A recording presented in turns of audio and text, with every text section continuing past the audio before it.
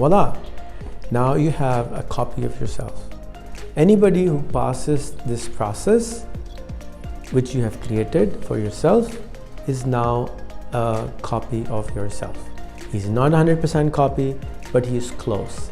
He or she will now understand you better than anyone else, because now you can see their score. You can see how much they are aligned with you. You can see how much their values have changed and shifted and become like you. Just by going through these free courses and free books, they will become like you.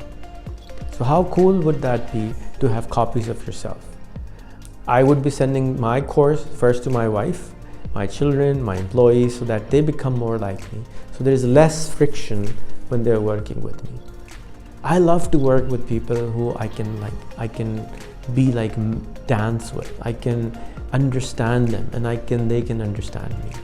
And by them understanding you better, this will allow you to understand them better also. So thank you very much for watching this little course. I hope it helps you. If you know other tips which will allow people to become yourself, let me know and I will add those in this process. Thank you so much. God bless you.